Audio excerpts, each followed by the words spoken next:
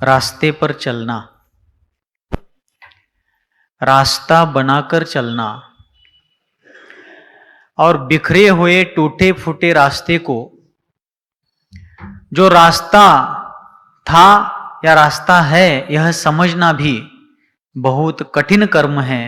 ऐसे बिखरे हुए टूटे फूटे रास्ते को फिर से रास्ता बना करके चलना, ये तीनों कार्य तौलनिक दृष्टिया से परस्पर की तुलना से बहुत कठिन है। रास्ते पर चलना फिर भी सरल है, चलने वाला दृढ़ संकल्पी हो, साध्य को सिद्ध करने के लिए तत्पर हो, तो वह चलने वाला पथिक बने बनाए मार्ग पर सहजता से चलकर, पुरुषार्थ पूर्वक चलकर या जिस तिस प्रकार से चल करके अपने साध्य तक पहुंच सकता है। तो बने हुए मार्ग पर चलकर साध्य तक पहुंचना कथनचित एक अपेक्षा से सरल है, किंतु स्वयं मार्ग बना करके चलना और भी कठिन है, बहुत कठिन है। भगवान वृषभदेव एक अलौकिक महानतम व्यक्ति थे, जिन्होंने अपने असाधारण आत्मबल पर इस वर्तमान काल में, अवसर्पिणी काल में, तृतीय काल के अंतिम पड़ाव में श्रमण धर्म का प्रारंभ किया। असल में जैन धर्म अनादि अनंत है, किंतु भरत और ऐरावत क्षेत्र में होने वाले काल परिवर्तन की अपेक्षा से वह भरत ऐरावत क्षेत्र की अपेक्षा देखा जाए तो सादी शांत भी है एक अपेक्षा से, और विदेह क्षेत्र में अनादि अनंत रूप से वह धर्म प्रवहमान रहता है, इस अपेक्षा से अनादि अनंत है। तो ऐसे भरत क्षेत्र के तृतीय काल के अंतिम पड़ाव में भगवान वृषभदेव ने वर्तमान इस अवसर्पिणी काल के तृतीय काल के अंतिम पड़ाव में जिन धर्म का, श्रवण धर्म का प्रारंभ किया, फिर से मार्ग बनाया। एक अपेक्षा से समझने का प्रयास करें। फिर से मार्ग बनाकर वे स्वयं चले और औरों को चलने की शिक्षा, प्रेरणा, मार्गदर्शन उन्होंने किया। यह कार्य कठिन था, लेकिन उनका आत्मबल, उनकी आत्मशक्ति और उनका आत्मानुभव अगाध और अपार था, इसलिए उनके द्वारा वह कार्य सहजता से लीलया संपन्न हो गया। किंतु आचार्य शांति सागर जी महाराज को मार्ग बनाकर चलना नहीं था।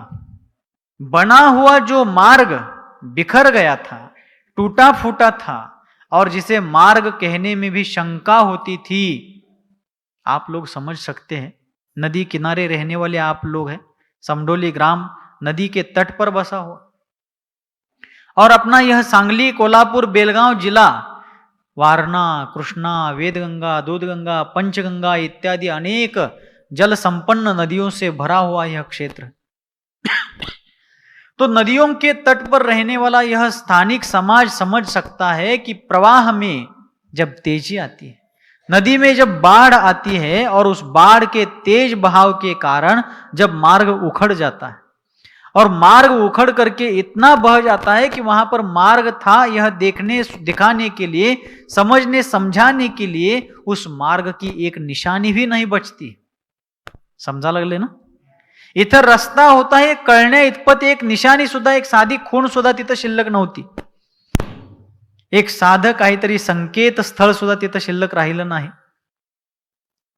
इस प्रकार पानी के प्रवाह में सारी चीजें बह गई है, रास्ता उखड़ गया, ब्रिज टूट गए, सब कुछ बह गया है, और वहां पर खेतों में और अनेक तरह के वहां के क्षेत्र में अनेक पगडंडियां बनी हुई हैं, अनेक प्रकार के वहां पर मार्ग जैसे दिखने वाले चिन्ह हैं, लेकिन एग्जैक्टली वास्तविक सही मार्ग कौन सा है इसको समझ करके फिर से उसी स्थान पर पुनः उस मार्ग का निर्माण करना, उस मार्ग पर स्वयं चलना और औरों को लेकर के चलना, चलाना बहुत कठिन है, बहुत कठिन है।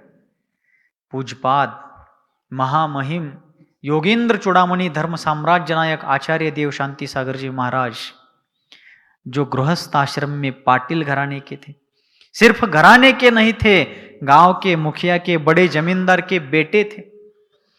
कल मैंने बताया था, ठीक उसी प्रकार राव राजा सरसेठ हुकुमचंद जी, जिनकी गाड़ियां सोने के धातु से बनी थी, जिनके महल, जिनके भवन, जिनकी वास्तुएं और जिनका वैभव राजा को भी लज्जित करे ऐसा जिनका ऐश्वर्य था, ऐसे राव राजा सरसेठ हुकुमचंद और भागचंद जी सोनी जैसे लोग, जिनके चरणों में अपनी पलके बिछा रहे थे।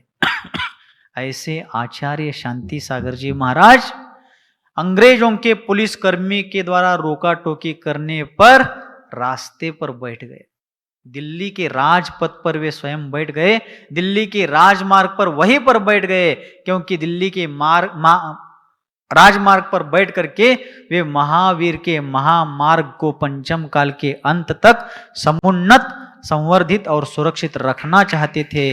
इसलिए मार्ग पर चलना, मार्ग बनाकर चलना इससे भी कठिन है। बिखरे हुए, टूटे फूटे, यत्र तत्र फैले हुए मार्ग को फिर से एक धारा में बांध करके उसके ऊपर स्वयं चलना और अनुयायियों को चलाना बहुत कठिन। इन तीन में से आचार्य शांति सागर जी के सामने तीसरा विकल्प चुनने का चैलेंज था। मार्ग तो बनाया था भगवान वृषभदेव ने, लेकिन बना हुआ वह मार्ग अंग्रेजी सत्ता के सामने, मुगलों के जुल्मों के आगे और पंचम काल के थपेड़ों के कारण और भयंकर मिथ्यात्व, कषाय और अंधश्रद्धा के प्रवाह में वह मार्ग टूटा फूटा बिखरा हुआ था। उस मार्ग को फिर से महामार्ग बनाने के लिए उन महामहिम आचार्य देव ने अपने जीवन को, अपने प्राणों को, अपनी प्रतिष्ठा को बार बार दांव पर लगाया, बार बार उसका बलिदान दिया और अपना योगदान बलिदान दे करके आज जो कुछ भी जैन वैभव, आज जो कुछ भी श्रामण्य हम देख रहे इस भारतीय वसुंधरा पर, उसका सर्वोत्कृष्ट और संपूर्ण श्रेय यदि किसी को जाता है तो वह आचार्य देव शांति सागर जी महाराज के चरणारविंद में जाता है।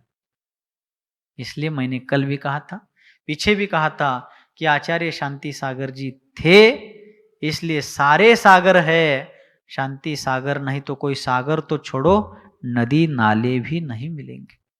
यह उन्हीं की देन।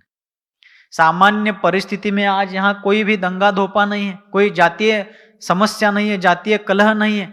ऐसी स्थिति में यहाँ आकर के धर्म प्रभावना में हमने बहुत की, शताब्दी महोत्सव हमने मनाया, ऐसा कहना ये तो बचकाना हरकत है। असली पुरुषार्थ तो वह है जो संघर्ष में भी हर्ष का वातावरण निर्माण करता हो। किसी विचारक ने एक जगह पर कहा है, वे कहते हैं कांटों में भी फूल की तरह खिले वही जीवन है। सुन रहे क्या कहा? कांटों में भी फूल की तरह खिले वही जीवन है, पत्थर सहकर भी जो वृक्ष की तरह फले वही जीवन है। दुनिया में यूं तो सभी लोग जीते हैं, लेकिन संकटों तूफानों में भी दीप बनकर के जले वही जीवन है। आचार्य शांति सागर जी महाराज का जीवन वह सिर्फ दीप नहीं, दीपस्तंभ है। अंग्रेजों का जहां पर संपूर्ण शासन था, ऐसे दिल्ली में भारत की राजधानी, आज की राजधानी, उस समय भी कथनचित वह राजधानी ही थी। भले ही भारत स्वतंत्र नहीं था, लेकिन भारत का वह प्रधान नगर था। और उस जगह पर ऐसा साहस दिखाना, जन्म जन्मांतर की साधना, घोर तपस्या और अलौकिक पुण्य के उदय के बिना ऐसा कार्य किसी के भी द्वारा नहीं हो सकता। कितना उपकार है आचार्य महाराज का। अब उपकार तो मानने की श्रद्धा हो तो उपकार महसूस होता है, यदि मानना नहीं हो तो भगवान को भी लोग पाषाण समझते। श्रद्धा के ऊपर निर्भर है। आचार्य शांति सागर जी महाराज ने ऐसे घोर परिस्थितियों में बार बार अपने प्राणों का वहां पर दांव लगाते हुए धर्म की रक्षा की।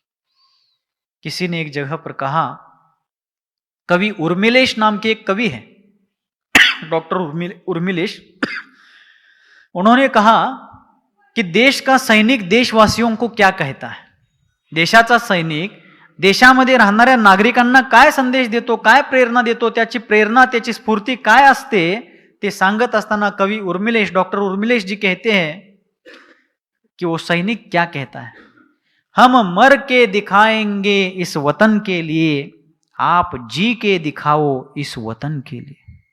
और इससे बढ़कर प्रेरणा क्या हो सकती है?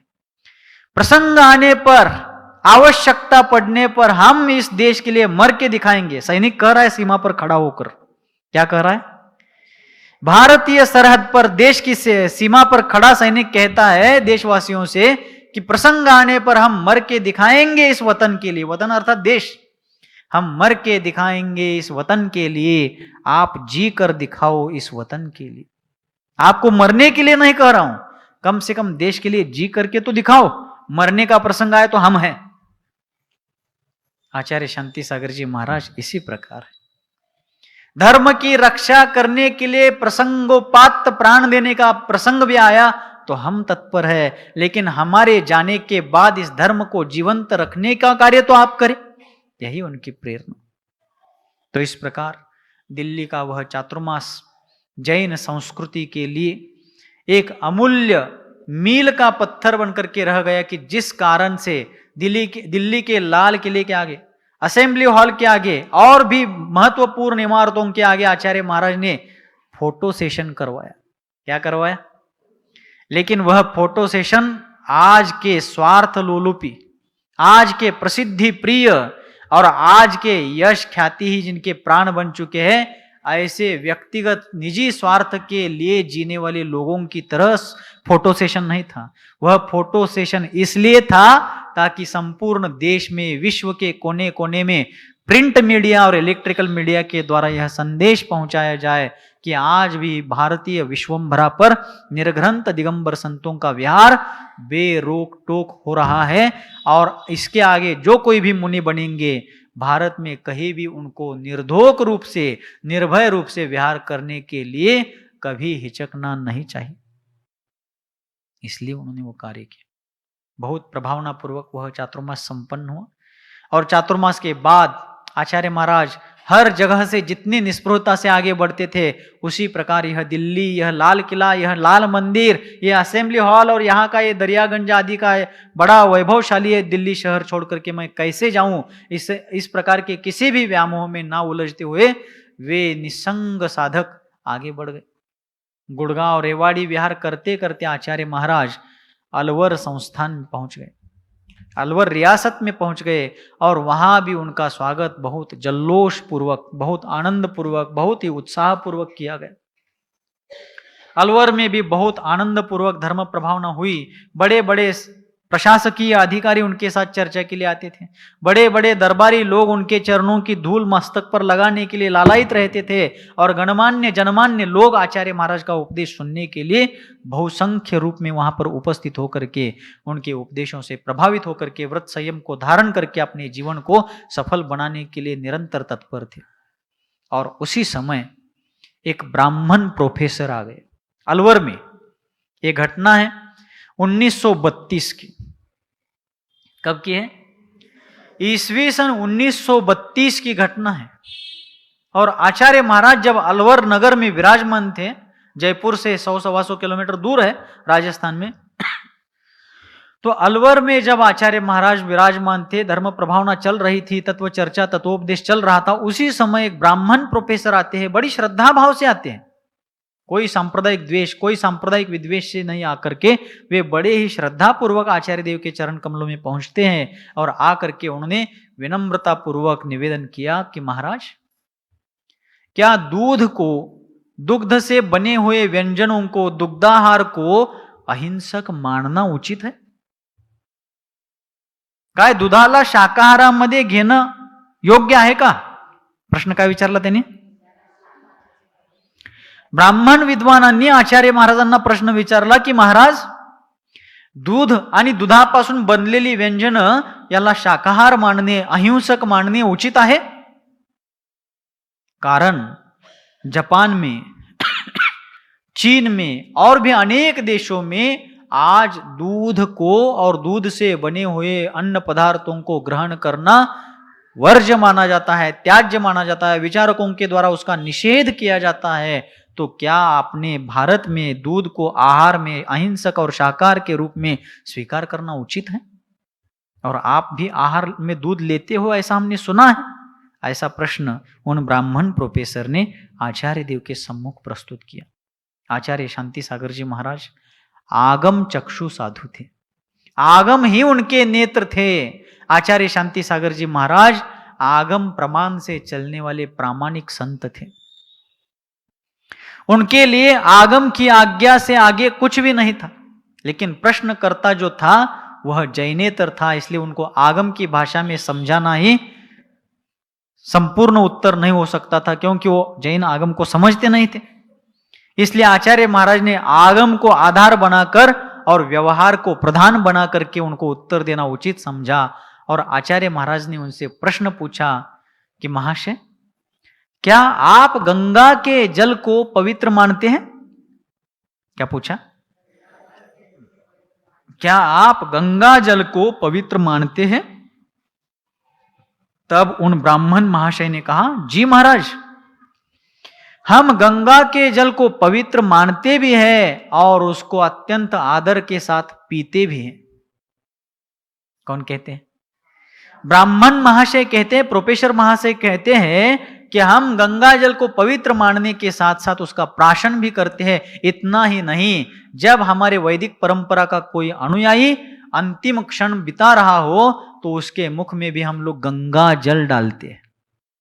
काड़ा लागले, ध्यान से सुनना है।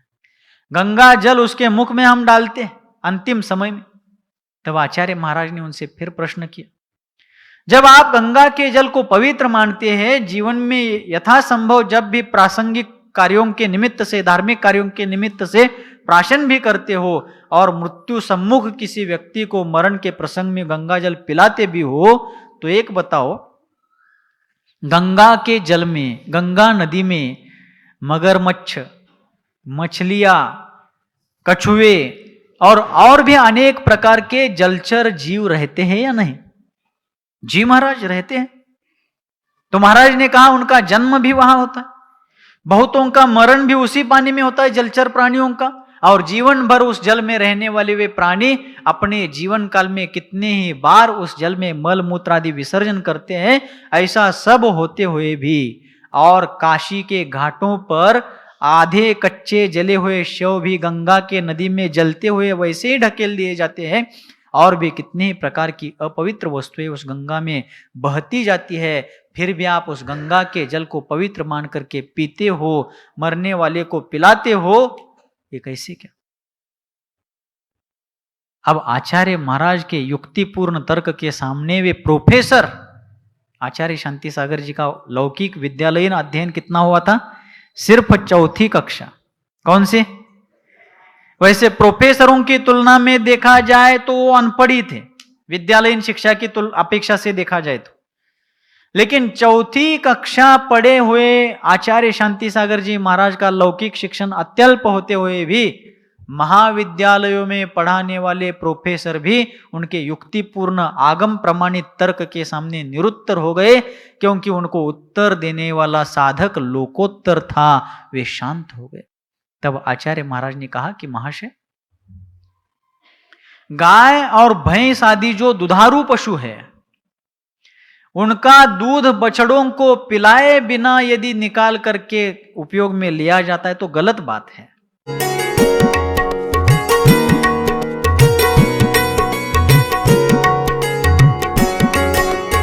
वंडर सीमेंट सुरविद्या सीजन 2 संगीत के सुरीले सफर में जहां एक और बेहतरीन प्रतिभागी अपने हुनर से रच रहे हैं